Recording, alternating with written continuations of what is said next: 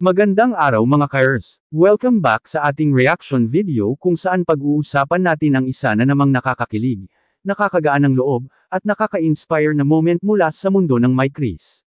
Paalala lang po mga idol, ang reaction video na ito ay dinagdagan natin ng kathang-isip para mas lalong mapaganda natin ang kwento ng pag-ibig ng My Chris serye. Umpisahan na po natin. Alam kong matagal-tagal din tayong naghintay ng kahit anong interaction mula kina Mikoy at Crystal lalo na ngayong nakapos pa rin ang My Chris serye. Pero mga idol, heto na. Grabe talaga ang nangyari, may bigla ang pumasok sa live ni Mikoy, at hindi ordinaryong viewer yon, si Crystal mismo. At dahil dito, parang nabuhay ulit ang spark na matagal na nating na-miss. Kaya sa video reaction na to, diretsuhan nating pag-uusapan ang emotions, ang vibes, ang impact sa fandom, at ang positivity na dala ng simpleng pagpasok ni Krista sa live. Kaya mga idol, relax lang, huminga ng malalim, dahil eto na ang straight reaction na siguradong magpapasaya sa inyong lahat. Nangyari ang lahat sa pinakawalang kahanda-handang paraan. Simple lang ang live ni Mikoy, casual, kwentuhan lang with viewers, pero napaka-genuine. Walang script, walang flowery setup, plain interaction. Pero biglang nag-iba ang ihip ng hangin nang dumaan ang pangalan ni Krista sa comment section. Idol, literal na bumilis ang chat. Yung tipong kahit sanay ka sa live streaming, mapapa-address ka dahil sa sobrang bilis ng messages, hearts, at emojis. Ramdam mong sabay-sabay nag-ingay ang solid My Chris fans, yung excitement nila parang sumabog sa loob ng ilang segundo. Pero ang pinaka-highlight, si Mikoy mismo. Yung unang tingin niya sa screen, parang nag-shift ang mundo niya. May nakita kang gulat, pero mas nangingibabaw yung saya, yung klaseng ngiti na hindi napipilit. Tumawa siya ng mahina, medyo nahihiya pero halatang kinikilig. Hindi mo kailangang maging genius para mabasa ang reaksyon niya. Nakatingin pa siya ng medyo matagal sa phone niya, parang iniisip niya how to respond. Pero kahit hindi siya nagsalita agad, kita sa mata niya na special ang moment na yun. At ito ang nakakatuwa, idol, na natiling walang negative issue sa buong live. Walang paaring, walang intriga, walang comparison, walang mga naghahaman ng gulo. Lahat positibo, lahat masaya, lahat nagrespeto. Kasi alam ng fans na suportado nila ang tandem, pero hindi ibig sabihin na kailangan nilang i-pressure o i-demand ng sobra. Ang ganda ng ambience. Walang toxic, walang away. Puro kilig, saya, at respeto. Ang solid My Chris supporters naman, nag-trending na agad ang comments na, solid My Chris still strong. Ayan na yung hinihintay natin, Krista pinasaya mo kami. Grabe idol, halos mapuno ang buong screen ng emojis at comments na may kasamang puso. Yung iba pa nga napatype ng all caps sa sobrang excitement. Pero eto ang pinaka-importante, kitang-kita mo kung paano nakaapekto sa mood ni Mikoy ang pagpasok ni Krista. Bago ito mangyari, steady lang siya, relaxed, chill, walang kahit anong tension. Pero nang makita niya si Krista, ibang Mikoy ang lumabas. Mas naging alive ang energy niya. Mas lumambot yung tono ng boses niya. Mas naging attentive siya sa chat. Alam mong natouch siya. Alam mong nagulat siya, pero in a good way. At alam mong masaya siya, isang klaseng saya na hindi mo makikita kung kanino-kanino lang. At dito mo mararamdaman yung connection nilang dalawa. Hindi ito forced, hindi ito scripted. Hindi ito gawa-gawa. Natural, organic. Yung tipo ng chemistry na hindi mo pwedeng pilitin kahit anong acting pagawin mo, kasi totoo siyang lumalabas ng kusa. Kaya kahit simpleng pagpasok ni Krista, naramdaman ng buong fandom na may spark pa rin. May lamang pa rin. May respeto pa rin. At idol, huwag natin kalimutan, ang post ng My Chris serye ay nakaapekto hindi lang sa entertainment side kundi pati sa charity side ni Mikoy. Aminado siya na bumagal ang galaw. Bumaba ang engagement. Pero heto ang nakakatuwa, hindi siya iniwan ng My Chris supporters. Kahit solo live siya, may nagpapalipad. Kahit wala munang episodes, may nanunood. Kahit tahimik ang serye, may tumutulong pa rin para maipagpatuloy niya ang pagbibigay sa beneficiaries. At itong moment na pumasok si Krista, parang naging thank you message niya sa supporters. Hindi niya kailangan magsabi ng diretso, pero yung presence niya nagsasalita na, nandito pa rin ako. Hindi ko kayo kinalimutan. Idol, pagkatapos ng biglaang pagpasok ni Krista sa live ni Mikoy, hindi pa doon natapos ang emosyon na bumalot sa buong stream. Ang totoo, mas lalo pang lumalim ang vibes, mula sa simpleng kilig, naging parang reunion ng magkatandem na matagal na nating gustong makita kahit sa maliit na paraan. Napakaganda ng flow ng Liv pagkatapos nun, kasi imbes na ma-awkward o tumahimik si Mikoy, mas lalo siyang naging natural. Nagpatuloy siya sa kwento pero may halong saya na ibang-iba sa mga previous live streams niya nitong mga nakaraang linggo. Alam mo yung vibe idol na parang may dumating sa classroom na taong matagal mong hindi nakikita tapos biglang nag-ilaw ang buong kwarto.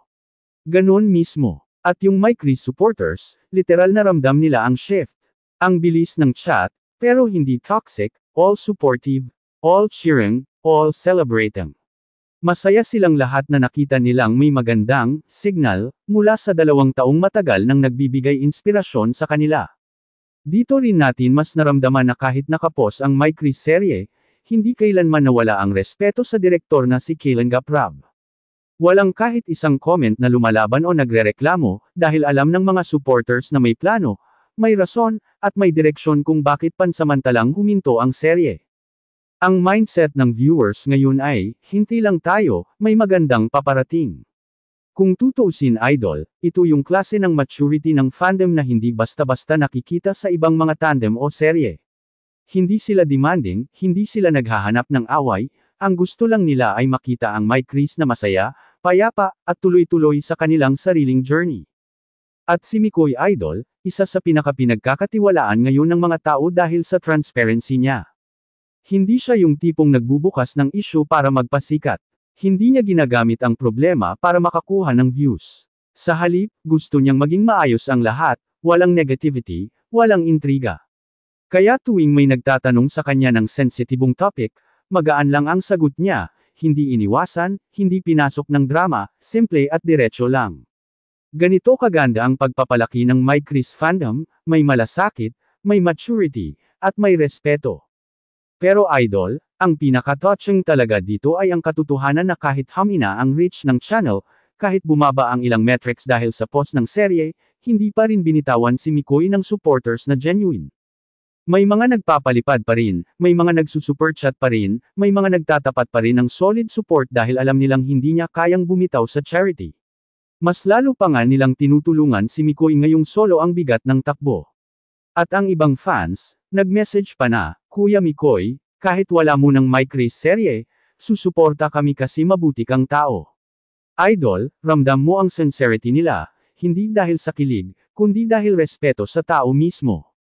Ito rin yung dahilan kung bakit sobrang simbolo ang pag-appear ni Krista.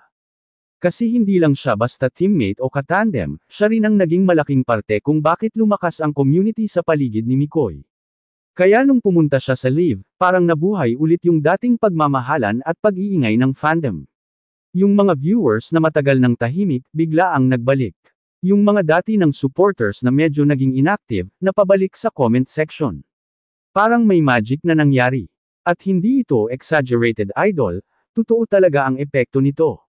Yung simplicity ng gesture ni Krista, isang comment lang, isang pagpasok lang sa Liv, nagbigay ng bagong spark na parang sinasabi, okay kami. Supportive kami sa isa't isa. Hindi namin kinakalimutan ang MyCris fans. Kahit hindi niya binanggit directly, ramdam yung aura niya sa comment, yung pag-enter niya mismo, nagbibigay ng signal na may respeto at komunikasyon pa rin sila. Hindi naputol, hindi nag-away, hindi nagkaroon ng tampuhan, walang issue, walang negativity. At ito, idol, ang pinaka-importanteng bagay sa lahat, walang nasirang samahan. Kaya malaking bagay ito para kay Mikoy. Kasi idol, sa panahon ngayon kung saan ang mga creator ay umaasa sa engagement para sa charity, napakadelikado kung may conflict o drama. Pwedeng mawalan ng viewers, pwedeng maghiwa-hiwalay ang supporters. Pero sa kaso ng MyCris, ang nakita natin ay kabaligtaran. Sa halip na maghiwa-hiwalay, mas lalo silang nagkaisa. Sa halip na magtiwalag, naging mas matatag. Ang nagbigay ng spark, wala nang iba kundi ang presence ng tandem partner na hindi kailanman nagkulang sa respeto at genuineness, si Krista. At idol, kung babalikan mo yung energy ni Mikoy pagkatapos pumasok si Krista, mapapansin mo kung gaano siya naging composed. Hindi overreacting, hindi owa, pero ramdam ang saya. Yung mata niya medyo kumikislap habang nagbabasa ng comments na may pangalan ni Krista. Yung mga smile niya mas malambot, mas genuine. Ito yung mga subtle signals na kahit anong tago nito, lumalabas pa rin kasi hindi mo kayang pigilan ang natural na saya kapag nakita mo ang taong naging parte ng journey mo. Pagdating natin sa pinaka-heartfelt na bahagi ng Live, doon mo makikita kung gaano kalalim ang epekto ng presence ni Krista sa buong takbo ng stream. Habang nagpapatuloy si Mikoy sa pagbabasa ng comments, may mga sandali na napapatingin siya ulit sa gilid, parang nag-aantay kung babalik pa si Krista sa chat. Hindi niya ito sinasabi ng direkta, pero yung mga small pauses, yung slight na pag-angat ng corner ng labi niya, yung soft na tono ng boses niya habang nagpapatuloy sa pagkwento, lahat yun idol, sign na hindi lang siya basta natuwa, kundi na-inspire siya. Makikita mo rin na kahit hindi sila magkaduo sa harap ng camera, yung bond nila naroon pa rin. Hindi kailangan ng fancy script o romantic setup, hindi kailangan ng background music o highlights. Yung simpleng presence ni Krista ay sapat para bigyan ng bagong enerhiya ang content ni Mikoy, lalo na ngayong sabay hinaharap nila ang hamon ng post ng serye. Pero ang pinakamahalaga, hindi sila nagpapadala sa pressure. Walang pagbibigay ng false hope, walang forced interaction, walang ginawang pang-paingay. Ang ipinakita nila ay respeto, sa isa't isa, sa mga nanunood, at sa direktor na si Kailangap Rab. At idol, dito na lumabas ang pinakakapansin-pansing bahagi, kung paano nag-shift ang buong ambience ng Live. Dati, kahit pilit man o hindi, ramdam mo na medyo mabigat ang loob ni Mikoy. Hindi niya ito inaamin pero halata sa mga mata niya na may bigat siyang dinadala, hindi dahil sa isyo, kundi dahil ayaw niyang maapektuhan ang charity, ang viewers na umaasa sa kanya, at ang pangalan ng My Kris Tandem. Pero nang pumasok si Krista, parang nawala yung bigat. Parang may sinindihan na ilaw sa likod ng camera. Yung glow niya bumalik. Yung kulit niya, bumalik. Yung humor niya, bumalik. At ito idol, ang gusto talagang marinig ng My Kris supporters, walang issue, walang galit, walang sama ng loob. At sino nagbigay ng sign na totoo yun? Hindi si Mikoy, hindi ang fandom, kundi si Krista mismo, sa simpleng pagbisita niya. Sa totoo lang, hindi niya kailangan bumisita. Pwede naman siyang tumahimik lang, umiwas, o gumawa ng sariling content. Pero iba ang pinili niya, dumaan siya para makita ang community. At sa mundong puno ng maling akala at mabilisang paghuhusga, isang comment lang mula sa kanya ang nakapagpabago ng emosyon ng libo-libong tao. Dito mo masasabi idol na kahit paused ang My Kris serye, hindi paused ang respeto nila sa isa't isa. At yung fans, ramdam nila yon. Kaya habang nagpapatuloy ang Live, puro warm messages ang pumapasok. Proud kami sa iyo Mikoy. Krista thank you sa pagdaan. Solid My Kris walang iwanan. Grabe idol, napuno ang screen. At si Mikoy, kahit hindi niya direktang sinabi, halata na natouch siya. Yung mga, salamat po, niya mas malambot ang tono. Yung mga sagot niya sa fans mas masigla. Yung energy niya mas alive. At doon mo mararamdaman na kahit hindi nag-uusap sa camera silang dalawa, kahit hindi sila magkatabi, yung presence ni Krista nagbigay sa kanya ng lakas loob, hindi lang bilang content creator, kundi bilang tao. Idol, gaano ba kahalaga ang positivity na to? Sobrang laki. Sobrang lalim. Kasi hindi lang ito tungkol sa tandem. Hindi lang ito tungkol sa kilig. Tungkol ito sa charity. Sa mga taong natutulungan. Sa mga naniniwala. Sa mga supporters na kahit kaunti lang ang meron ay nagbibigay pa rin. Ang ginagawa ni Mikoy, hindi lang pang-entertain. May puso, may direksyon, may purpose. Kaya bawat pal-iPad, bawat comment, bawat share, lahat yun may buhay na nababago. Kaya nung nag-post ang My Kris serye, syempre naapektuhan siya. Pero nandyan ang fandom. Hindi umalis. Hindi nagbakasyon. Naghintay. Sumalo. Sumuporta. At ngayong nagpakita si Krista, even for a moment, parang sinabing, hindi ko kayo iniwan. Hindi ko tinatalikuran si Mikoy. At hindi ko tinatalikuran ang My Kris. Powerful iyon idol. Walang salitang kailangan. Presence lang sapat na. At pinakamagandang parte, walang nag-violate sa respeto kay Kailangap Rab bilang direktor. Walang nanghimasok sa plano niya. Walang gamulo sa storyline. Walang nag-pressure, kundi lahat nagbunyi, pero may tamang limitasyon. At idol, ito ang tunay na recipe para tumagal ang tandem.